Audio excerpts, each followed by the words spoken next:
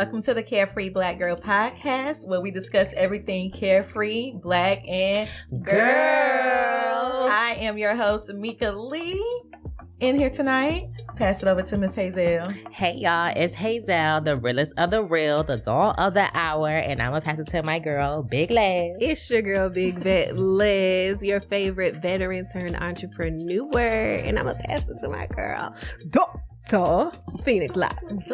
Yes, ma'am. It is Dr. Phoenix Lux, your favorite fantasy baddie, fairy, and blur historian. And we are ready to talk everything black women and femme as always. But we're going to jump into some real important topics. Yeah, so as you guys been seeing in the media, everything that's been going on with Cassie and...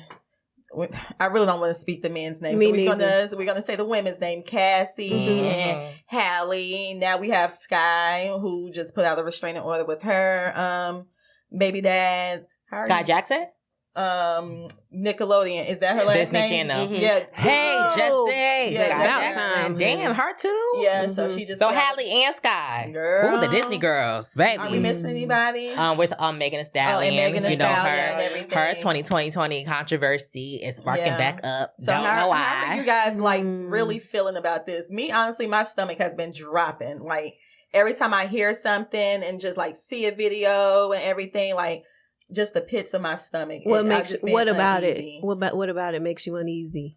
Like just knowing women personally who have been going through this. So then just to actually see everything that's been going, and it's just like, yeah, why are black women, you know? Yeah. So for those of us who may not know what is going on, we do have a lot of celebrity women who are victims of abuse, sexual abuse, physical abuse, all the things. And what we're seeing and what I think I'm seeing right now is them actually speaking up for themselves and taking, putting truth to power, going and doing what takes a lot of strength and courage to do. Cassie is actually one of the few women who decided to actually have her name out there when speaking about the things that were going on with her, and mentioning we also forgot Dawn Richards too. She started testifying. Okay. She was a part of Diddy Dirty Money, and she also testified to some of the Dawn, things but she's on the civil side, I think. Still. She no, she did put out a what was it? She testified back in 2024 in the criminal. Yeah, because she testified that she saw. You're right. Name use a skillet. Yeah, and hit she Cassie did over the head. She did. And I just want to remind people, like when people are debating about what you coulda, woulda, shoulda did, all of that really doesn't matter. Violence against black women, there's a term for it. It was created and coined by Rosa Page. It's called black femicide, and that's the death of black women. And that's what abuse leads to. 1 in 3 black women will have some sort of violence happen to her. Black women are less likely to be taken seriously in court. And people try to make it seem like there's an attack on men. There's an attack on things. Black men. It is a false equivalency. And I want y'all to understand that, because women can get online all day and say, niggas ain't shit. But it doesn't equal death. Right. So what's happening and what we're seeing, these little things, equals the death of black women. So much so that there's a term for it called black femicide. And so I just want people to stop the cap. Just realize that uncomfortableness you're feeling means that there are things you need to address, things you need to approach. And if you ever got to say, I got to play the devil's advocate, why are you being an advocate for the devil? Ooh. Hello. Okay. Yeah, I'm sorry, y'all, but baby, I'm tuned out. I am out the mix, out the scene, out the way when it comes to these situations. Cause baby, it was just like back to back to back to back. Like seriously, and it takes a lot on your mental. Also, it's like it's not even that for me. It's to me. It's just the critics. Like I want people to understand, like these women are not speaking up for y'all. in the media and the Period. blogs are speaking up for themselves. They're taking this to the court. Mhm. It's not their fault, baby. The blogs take it from what happens in the courts that's real public and put it out there for y'all to see. Y'all be thinking that these girls is doing it for clout, for attention, for these certain things. This is real. They don't take this to TMZ. They don't. Ooh, let me not name drop. They don't take this to the blog. They don't take this to the journalists. They take this to the court, and those people go sniff and see what's going on. So I want y'all to remember that when y'all go make these comments about these women and attack these women. And really praise for Cassie and all those girls who are really going through it at this time. I don't know why. I'm so tired of the Megan, controversy that happened 5 years ago. Like, it's getting so draining. It's getting so dread. Like, I'm just over the media. I'm over all y'all. I wish y'all would turn y'all phones off, go touch some sand, go play with your baby, and also go talk to your Black woman in your family. Okay. Because there's a lot of them that are not speaking up, and honestly, these women are kind of just the example that they need to see. Like, the uncles, the cousins, the brothers that, abuse them, whether it's SA or whether it's physical.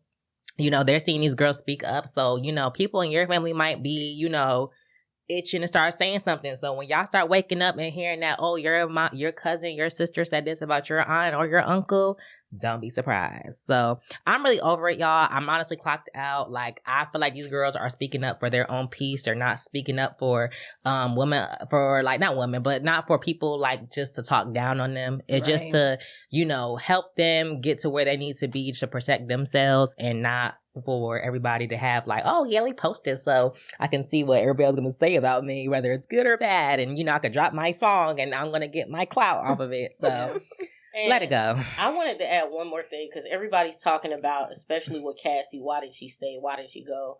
And I gotta get into my therapist bag because I'm an expert, bitch. So don't argue with me. That's right. There is a fourth thing that victims and trauma can do, and people don't talk about it. Everybody knows fight, flight, or freeze. There's also fawn. And so fawning is doing whatever you can to stay safe and trying to appease your abuser. And so when you do that, you're more likely to survive. Another thing is, the most dangerous time for a woman who is abused is when she's leaving. She is more likely to die. Very clear when she is leaving. So all that yickety, like, oh, why didn't she leave? Because leaving can again lead to Black femicide. And fawning is very common for people who have been groomed, for people who have been assaulted, and for people who, even if that's another topic for another day, even for religious organizations, fawning is literally a survival mechanism. And so think about that the next time you're asking, why didn't she leave? Why did she say? Why did she go back? Okay. It's literally survival. So, Blaz, what would you say to like our Black brothers and sisters who are kind of like anti-Black women bias and always kind of just agreeing with the men? Like, what would you tell them? Like, as you are a media influencer, like, how would you use your platform to kind of convey that message to them? I think I feel like it's not about putting people, like, convincing people, but it's just about, for me, it's just about supporting. Yeah. No, I think perspective is important. So how I use my platform is being authentic to my experience and voicing what has happened to me and people around me, which speaks to what you were just talking about. Is I've witnessed domestic violence against people who I love and care about very much. So much so I know what not to look for and what not to, want in relationships for myself and those around me. But I think a lot of what I can do as far as leveraging my platform and speaking to those people who, aren't for Black women or have something to say about how we operate is that no one knows when any one of us shoes, whether we're a Black woman who identifies with any other thing, we can't tell each other what our experience looks like. So at the end of the day, if you ain't for me, I don't give a fuck. I really don't. If you're not for the people who I love and care about, baby, I'm not talking to you. But at the end of the day, I have an opinion just like the rest. They got one just like the rest. But you just have to, I guess, choose your battles. Yeah. But at the same time, though, know your audience, and they ain't the person I'm talking to. So okay.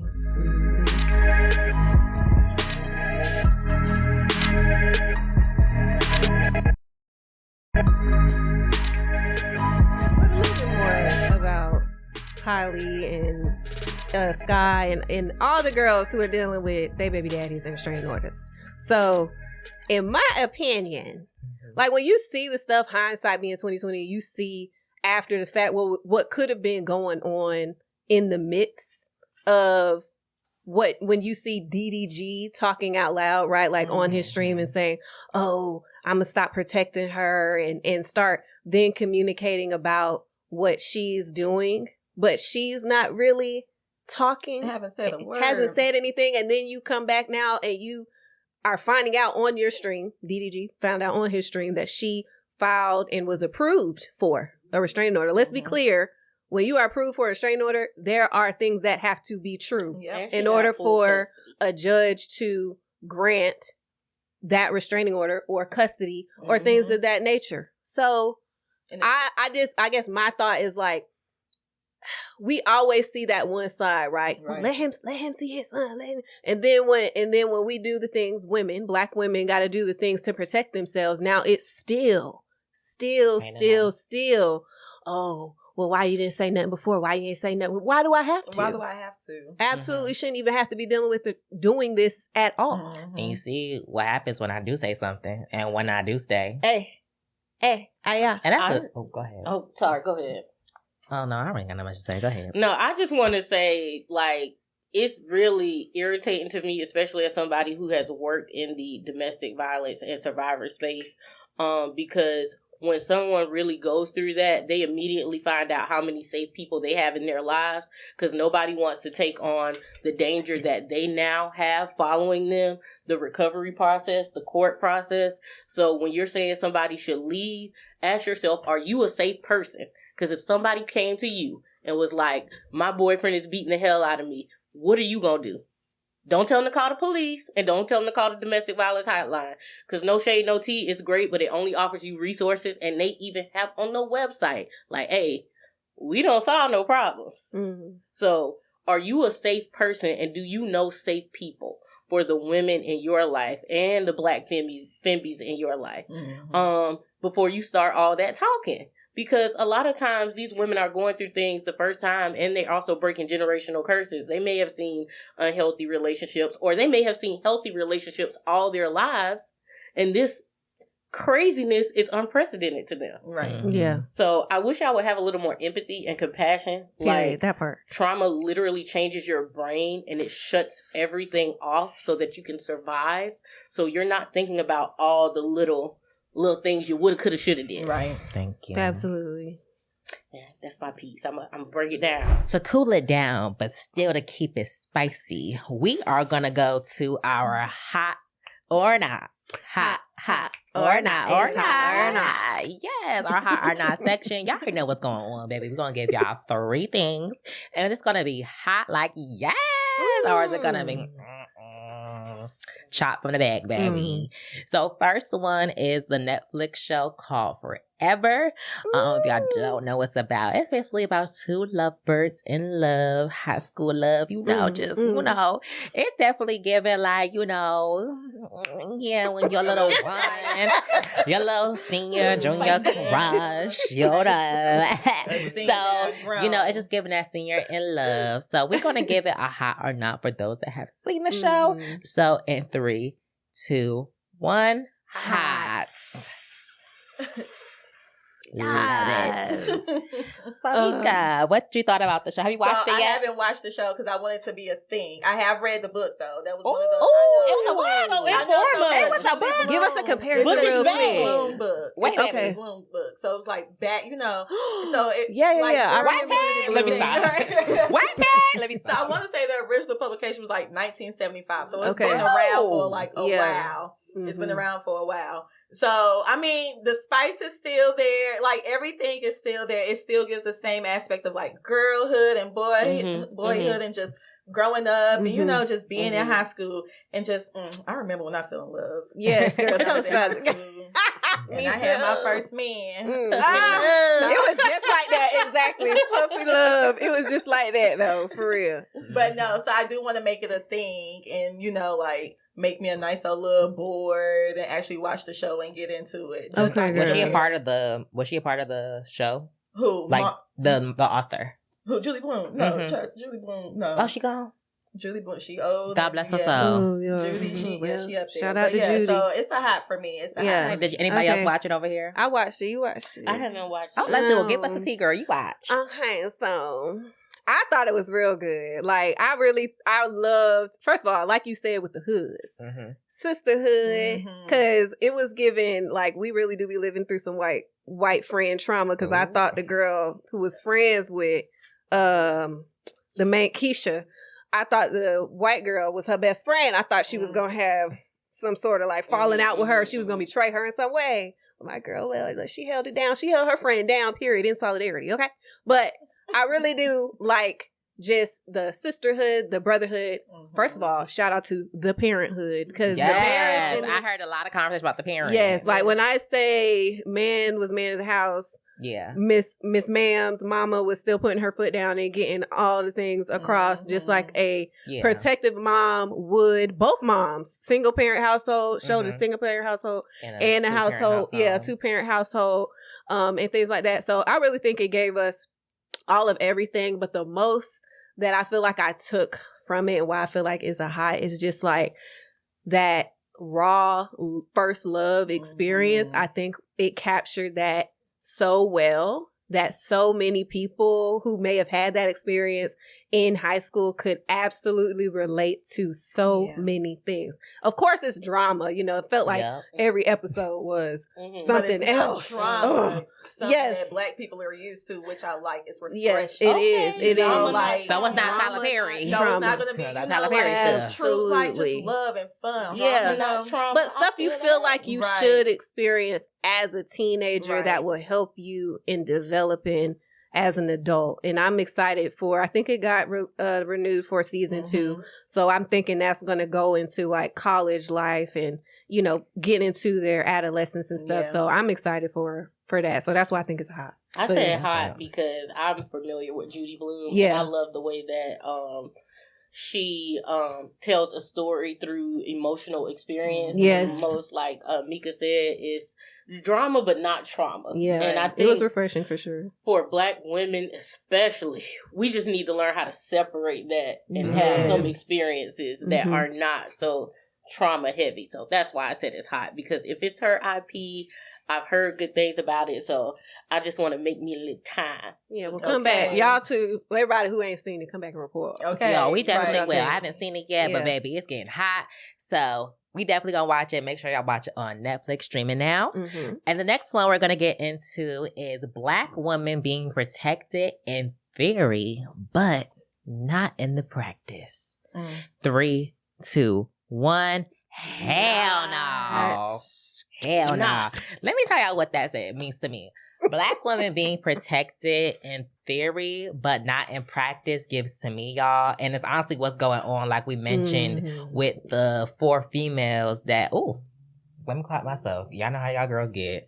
With the 4 women, the 4 Black women that we are dealing with, that are dealing with the problem with the media and with the courts and all that, I feel like Black women are protected in theory, like, yes, protect Black women, protect our Black mamas and aunties. But once you go against a Black man, you're done for. Ain't no protecting. Burn them down. So that's what it means to me. And I think it's very, like, it's just like, I have to get over that. Like, I don't know what it is, but every time it's a Black woman going against a Black man, it's the problem. And I can't stand it. And that's why I can't stand what's going on in the media right now, because it's like, y'all doing all this to defend a Black man. Like, it's like for like the people can never just see the Black man ever being wrong, and it's getting a bit frustrating. I mean, but taking Black men out of it though, I seen a video not too long ago, and it was a white man attacking Black women, and I mean, just saying any and everything. You stupid this, you stupid that, and it was a group of Black men. So to throw them back in it,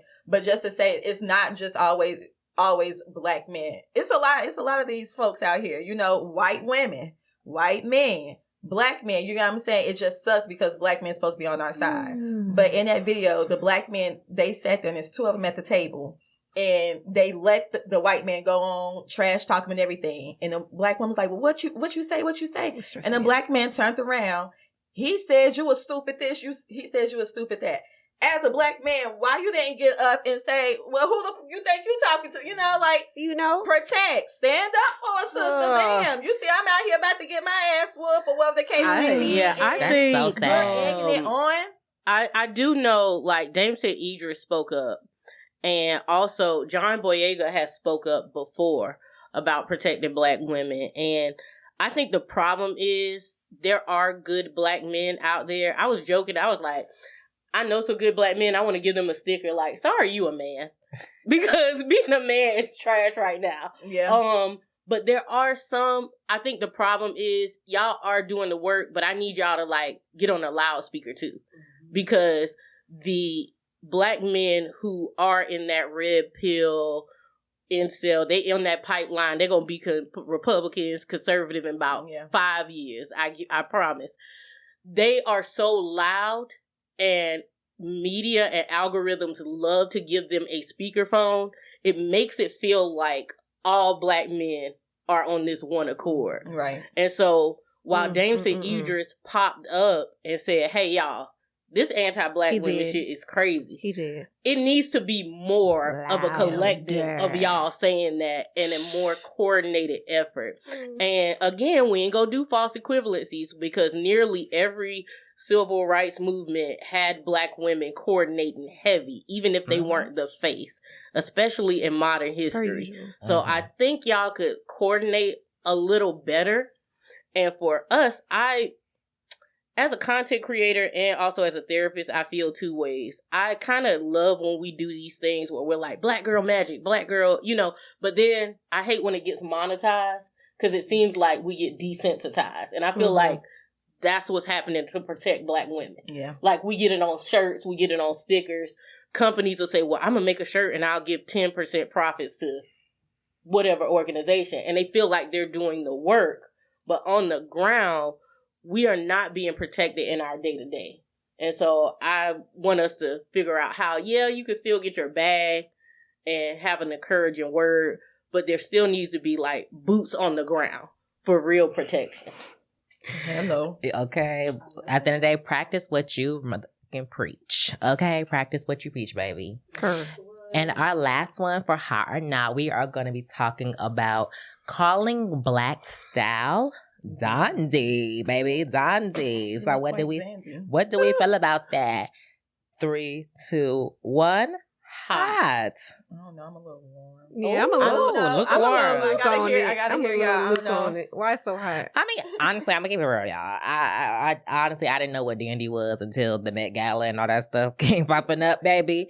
So, you know, I did not know what it really meant, and child. So, I mean, to me, I just feel like people who like to dress like in their, you know, that dandy style, I think as long as they're okay with it, that's fine. I'm not no legend, icon, and best dressed fashion label, so baby, I don't know nothing about that. But if y'all feel comfortable with that, if it's hot for you, it's hot for me. So I think it's hot because the term Black dandyism as a movement,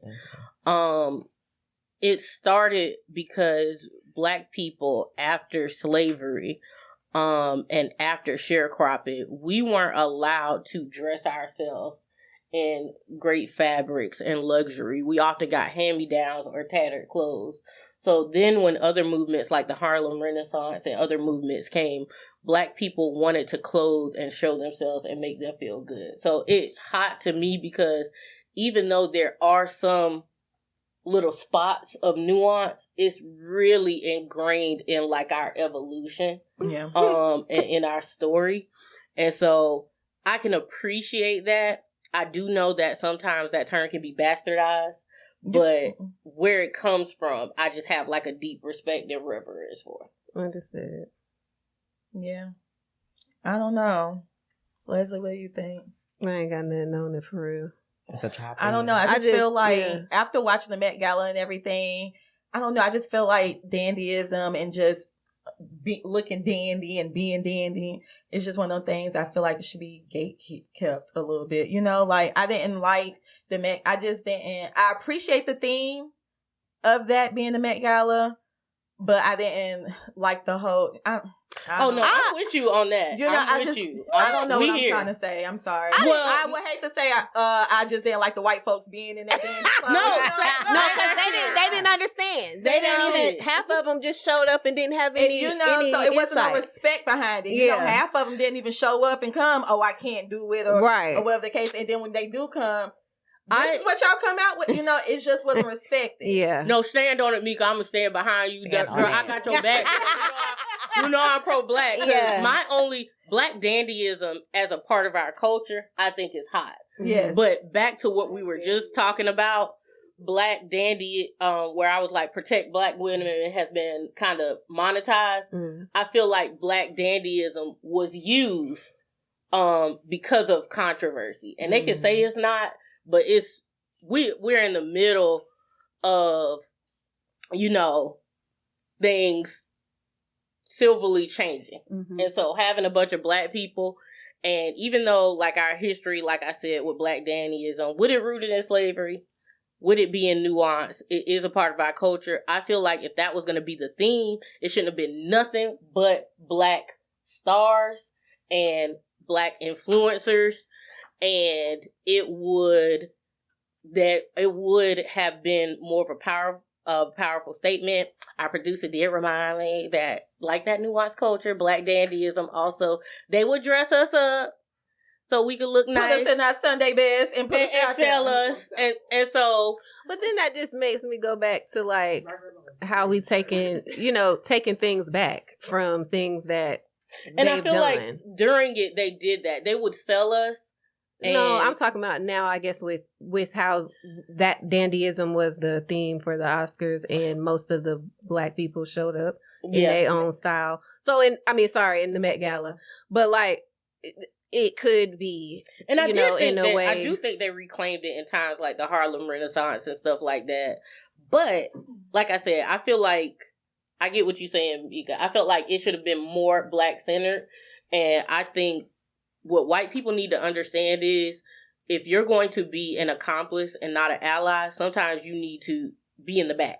Seriously, decline. Absolutely. Decline. Like, trying to be in the front and don't know what you're talking about. I want to dress you. Say, oh, I love the opportunity. This is great. But because of the subject matter, I know this actress, this influencer, this would be great.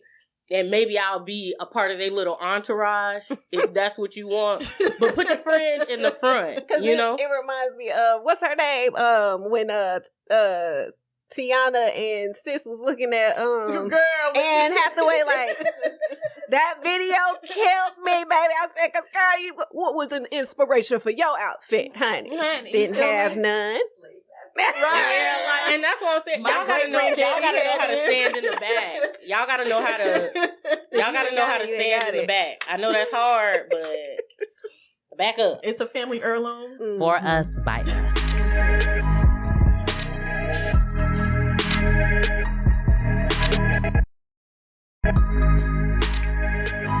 All right, y'all. Next segment is Who Said That? Who said that? Who said that?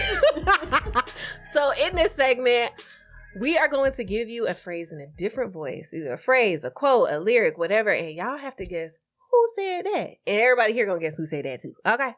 So first things first. Fashion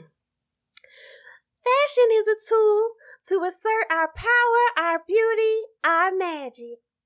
The three people who said it, who could have said it, are Solange, Billy Porter, or Aurora James. Who y'all think said that? Who said that? I'm going to say Billy Porter because the magic.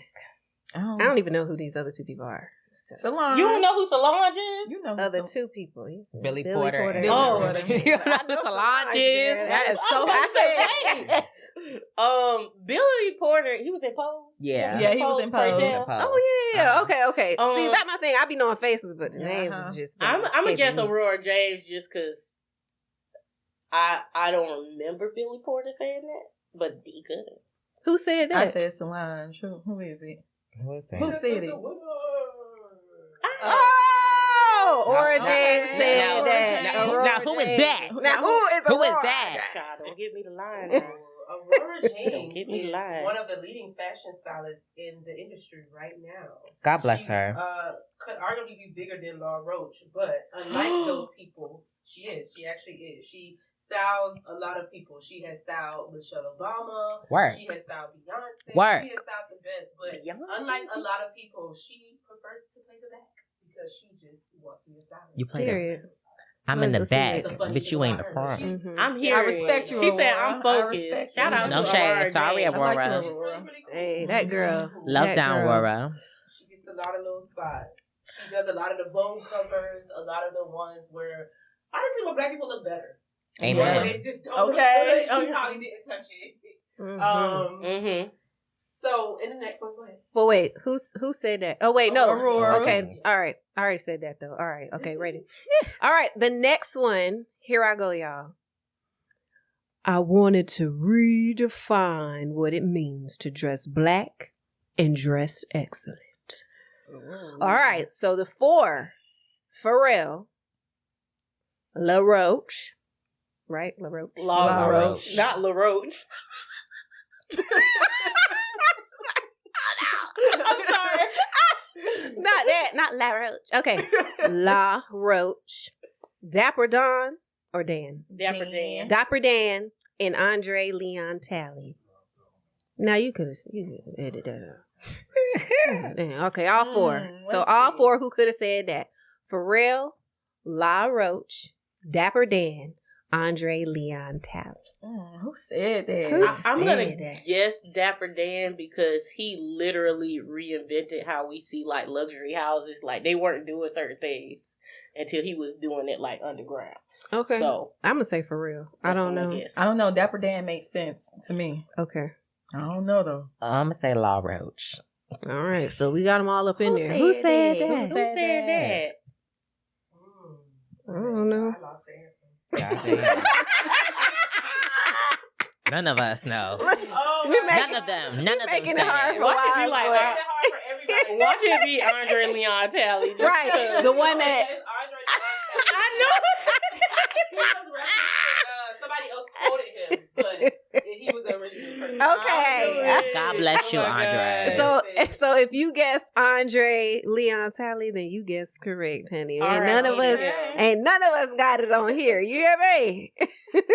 So our Get Free segment, Get Free is where we give y'all tips how you stay carefree. You stay a carefree black girl. We are going to talk about how we are no longer shrinking ourselves and bringing ourselves to the forefront as black women.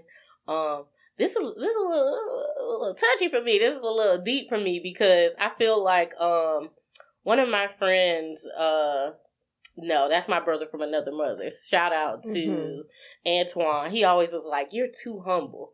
And because I felt like I didn't want to brag, but then I realized I worked my fucking ass off. I am a sexual assault survivor, domestic violence survivor. I have been robbed at gunpoint. I have gotten my master's. I am licensed. I am a doctor. I have been published, and I'm cute while I'm doing it. Okay. And shout out to the TikTok creator. I think her name is Nia Ola or Naya. She was like, we need to start being a little more cunt and like not arguing with people when we are expert. So I am no longer shrinking my credentials. Ooh. I am Dr. Phoenix Lux. Doctor. Okay. And that's a big purr. What about you, Lynn? Okay, so I feel like where I'm not shrinking myself is, and this has been my theme across this season, and then in my season, is not suppressing my feelings, especially when I feel like they matter. In a situation where I can be an empath sometimes, and I'm learning a lot about myself as I am doing this self-work in my 30s, the stuff I should have been doing in my 20s. Hello. But we're here, and I'm learning that I am so empathetic, but sometimes, and I have a servant spirit. So I oftentimes do put people and people's feelings before myself, which causes me to suppress my feelings and ultimately to my detriment. it starts to then hurt me.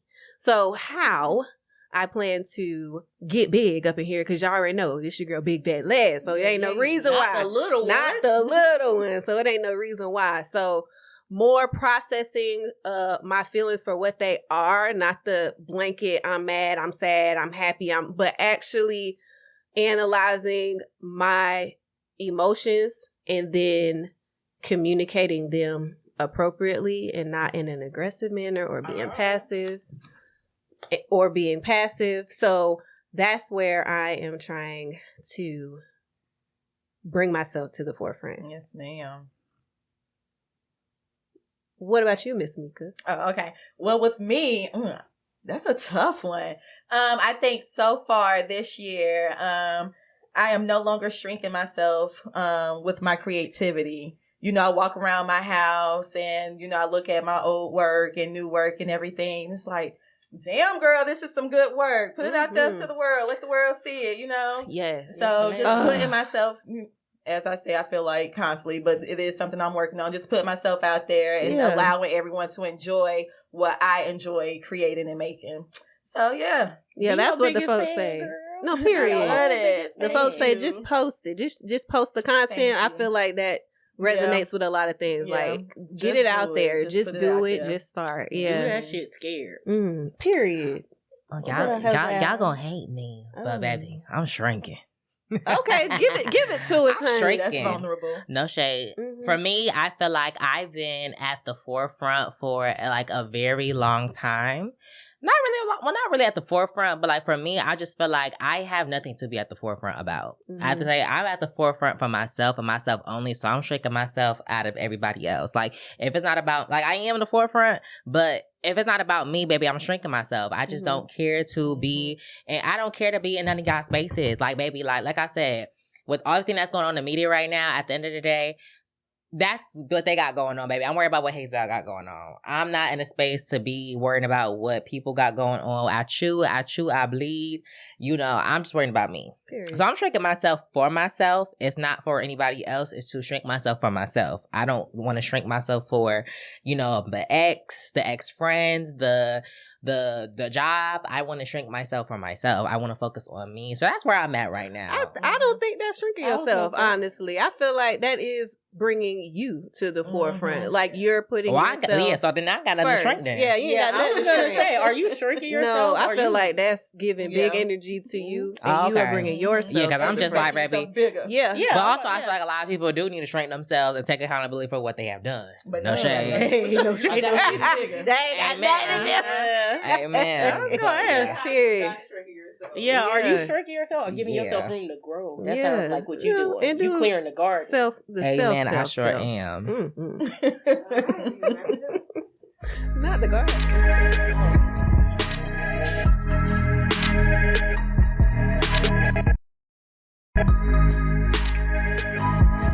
All right, y'all. So that concludes this episode of the Carefree Black Girl Podcast. Make sure y'all are staying connected with us. Join the conversation on Instagram at Carefree Black Girl Inc. and on Twitter, aka X, at CFBG Pod.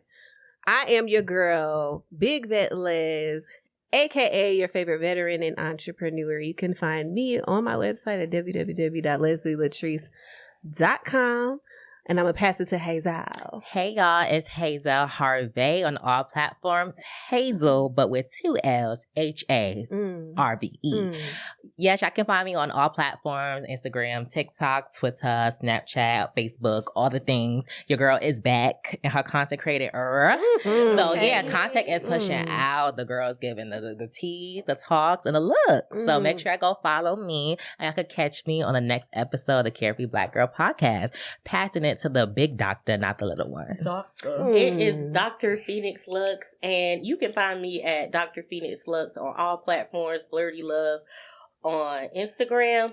Also follow the Care Salon, spelled SOULAAN. That is my practice for Black women and fembies. It's for us, all about us. And last but not least, to our girl Mika, Oh, what it do, baby boo? It is your girl, Mika Lee, the Mika Lee. You can find me on all social medias at the Mika Lee and at MikaLee.com.